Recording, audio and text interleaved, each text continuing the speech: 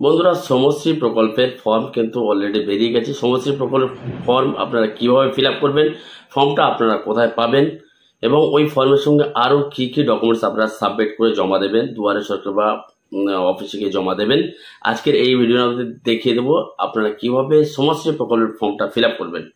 তো চলুন কথা না বাড়িয়ে সোজা কাজে ঝাঁপিয়ে পড়ি। কীভাবে আপনারা ফর্মটা ফিল আপ করবেন আমি আপনাদেরকে দেখিয়ে দিচ্ছি। তবে হ্যাঁ, এটা কিন্তু অফলাইন ফর্ম, তো সেটা আপনারা কিন্তু গুগল থেকে আপনারা ডাউনলোড করে নেবেন। তো ডাউনলোড লিঙ্কটা আমি ডেসক্রিপশনে দিয়ে রাখবো, সেখান থেকে আপনারা ডাউনলোড করে নেবেন। তো চলুন সরাসরি আমরা দেখে নিই কীভাবে ফর্মটা ফিল আপ করবেন। তো দেখতে পাচ্ছেন এখানে ফর্মটা উপরে লেখা আছে পশ্চিমবঙ্গ পরিযায়ী শ্রমিক কল্যাণ প্রকল্প আবেদনপত্র। ব্যক্তিগত তথ্য এ থেকে এখানে কিন্তু নাম দিতে হবে, যে আবেদন করছে তার নামটা দিতে হবে এবং মোবাইল নাম্বার, তার মোবাইল নাম্বারটা দিয়ে দিতে হবে এবং বাবা বা স্বামীর নাম যে আছে তার নামটা এখানে আপনারা দিয়ে দেবেন।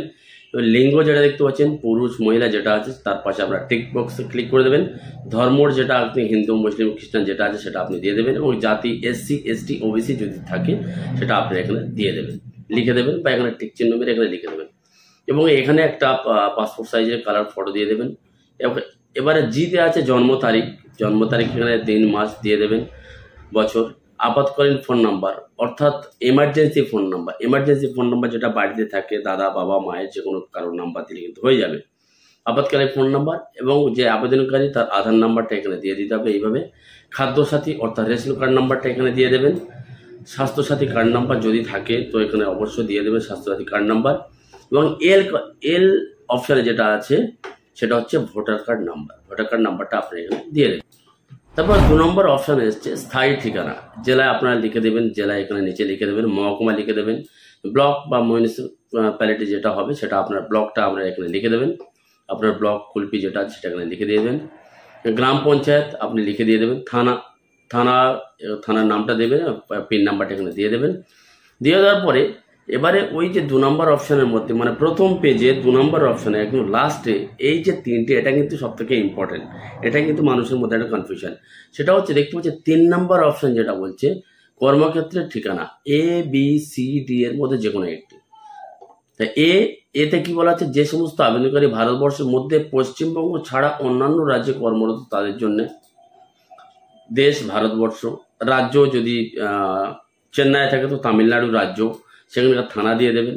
বিটা যেটা বলছে যে সমস্ত আবেদনকারী ভারতবর্ষের বাইরে কর্মরত তাদের জন্য, অর্থাৎ ভারতবর্ষের বাইরে কর্মরত, যেমনটা যদি কেউ থাকে সৌদি আরব, তো এখানে দেশের নাম সৌদি আরব থাকবে, কর্মস্থলের ঠিকানা যে জায়গায় কাজ করে সেই জায়গার ঠিকানা এখানে লিখে দেবেন এবং বৈধ পাসপোর্ট নাম্বার, অর্থাৎ যেহেতু আউট অফ ইন্ডিয়া কাজ করছে সেহেতু পাসপোর্ট নাম্বারটা কিন্তু এখানে দিতে হবে।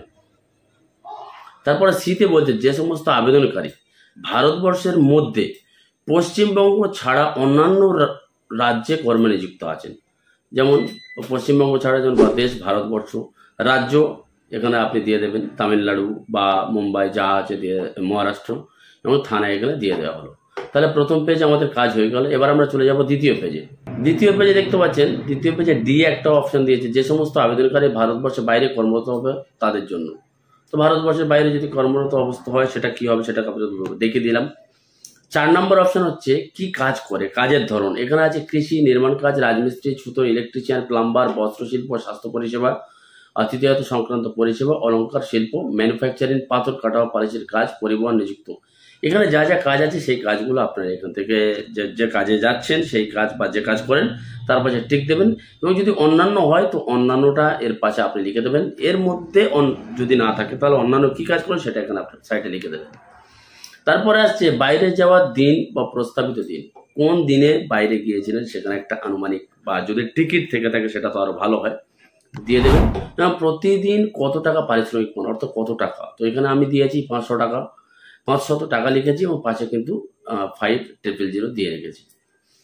তারপরে 5 নম্বর অপশন হচ্ছে স্বনিযুক্ত এজেন্ট দ্বারা নিযুক্ত, এজেন্ট ছাড়া নিযুক্ত, অন্যান্য ব্যক্তি দ্বারা। অর্থাৎ আপনি যে রাজ্যে কাজে গেছেন সেটা কার সঙ্গে গেছেন, আপনি কোনো এজেন্টের সাথে গেছেন বা নিজে গেছেন বা অন্য কোনো ব্যক্তির সঙ্গে গেছেন। যদি আপনি অন্যজনের সঙ্গে যান তাহলে সেই এজেন্ট বা ব্যক্তির মোবাইল নাম্বারটা এখানে দিতে হবে এবং যার সঙ্গে গেছেন তার ঠিকানা এখানে লিখে দিতে হবে। তো আমার ক্ষেত্রে আমি নিযুক্ত নিজে গিয়েছে তাই আমি এখানে লিখে দিলাম, এই দুটো ছেড়ে দিলাম। এবং নিয়োগকর্তার নাম, মানে আপনি কোথায় কাজে গেছেন, কার কাছে কাজে গেছেন, সেই কোম্পানির নাম আপনি এখানে দিয়ে দিতে পারেন এবং সেই কোম্পানির ওনারের ফোন নাম্বার এখানে দিয়ে দেবেন এবং নিয়োগকর্তার ঠিকানা, তার ঠিকানাটা মেনশন করে আপনাদেরকে এখানে কিন্তু দিয়ে দিতে হবে। 6 নম্বরের অপশান এখানে বলছে ব্যাংক সংক্রান্ত তথ্য। তো ব্যাংকের নাম আপনি এখানে দিয়ে দেবেন, ব্রাঞ্চের নাম, যে ব্রাঞ্চে ব্যাংকটা যে ব্রাঞ্চ আছে সেই ব্রাঞ্চের নামটা এখানে দিয়ে দিতে হবে এবং অ্যাকাউন্ট নাম্বার আপনি এখানে দিয়ে দিচ্ছেন এবং এখানে IFSC কোড দিয়ে দিতে হবে। এবারে 7 নম্বর যেটা মনোনয়ন বা নমিনি, আপনার যদি নমিনি থাকে, আপনি যদি নমিনি কারোর সঙ্গে অ্যাড করতে চান তাহলে নমিনির উপরে ক্লিক করে নমিনির নাম লিখে দেবেন, নমিনির মোবাইল নাম্বার লিখে দেবেন এবং নমিনির সঙ্গে আপনার সম্পর্কটা কী আছে, স্পাউস, ফাদার, মাদার যেটা আছে সেটা দিয়ে দেবেন। আমার ক্ষেত্রে স্পাউস আছে তাই স্পাউস দিয়ে দিলাম এবং মনোনীত ব্যক্তির আধার নাম্বার, অর্থাৎ যে আপনি যে নমিনেটে দিচ্ছেন সেই নমিনির আধার নাম্বারটা এখানে দিয়ে দিতে হবে। আবার রেশন কার্ড বা খাদ্যসাথী কার্ডের ধরন, আপনার কোন ক্যাটাগরি রেশন কার্ড আছে সেটা আপনি এখানে চুজ করে নেবেন বা এখানে লিখে দিতে পারেন এবং সেই রেশন কার্ডের নাম্বারটা এখানে বা এখানে যে কোনো এক জায়গায় লিখে দেবেন। এবারে বলছে 9 নম্বর অপশান, আপনার কি পরিবার আছে, হ্যাঁ কি না। তো আপনার যদি পরিবার সদস্য থেকে থাকে তো পরিবারের সদস্যের নাম আপনি এখানে লিখে দেবেন এবং পুরুষ মহিলা কে আছেন, মেল ফিমেল দিয়ে দেবেন, তার বয়স কত দিয়ে দেবেন, তার আধার নাম্বার এখানে দিয়ে দেবেন, তার সঙ্গে সম্পর্ক কি এটা আপনি এখানে দিয়ে দেবেন। এবার 2 নম্বর পৃষ্ঠায় লাস্ট কাজ যেটা 10 নম্বর অপশান, বিগত 1 বছরে কতদিন কর্মসূত্রে বাইরে ছিলেন বা আছেন, 1 থেকে 3 মাস, 4 থেকে 6 মাস, 6 থেকে বা 6 মাসের বেশি যেটা হবে তার পাশে আপনি টিক করে দেবেন। এবার আমরা চলে যাব 3 নম্বর ফর্মে, 3 নম্বর পেজে। 3 নম্বর পেজে এখানে সর্বপ্রথম বলা হচ্ছে আবেদনপত্রের সাথে নিম্নলিখিত নথিপত্র জেরক্স জমা দিন। 1 বলা হচ্ছে পাসপোর্ট আকারের ছবি, 2 আধার কার্ড নাম্বার বা আধার জেরক্স, ব্যাংক পাসবুক এবং আবেদনপত্র সহ সংযোজনী এ।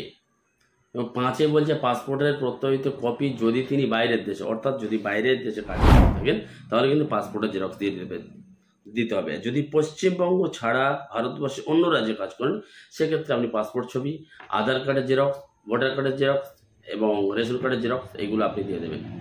তারপর পরিযায়ী শ্রমিকের স্বাক্ষর, এখানে পরিযায়ী শ্রমিকের যিনি আছেন তার স্বাক্ষর এখানে হবে, তার স্থান কোথা থেকে ফর্মটা ফিল আপ করছে বা তার গ্রামের নাম দিলে হবে এবং ক তারিখে আপনি জমা করছেন সেটা এখানে দিয়ে দিলে হয়ে যাবে। এবারে একদম ফর্মের আমরা শেষ পজিশনে চলে এসেছি, দেখতে পাচ্ছেন মানে স্বস্বাক্ষর অর্থাৎ ডিক্লারেশন যেটাকে বলা হয়। আমি যে ক্যান্ডিডেট আছে পরিযায়ী শ্রমিক তার নাম দিতে হবে, পিতার নাম এখানে দিয়ে দিতে হবে, আধার নাম্বার এখানে দিয়ে দিতে হবে এবং ভোটার নাম্বার এখানে আপনি দিয়ে দিচ্ছেন এবং সম্পূর্ণ ঠিকানা, গ্রাম, পোস্ট, থানা, জেলা, পিন নাম্বার আপনি এখানে দিয়ে দেবেন।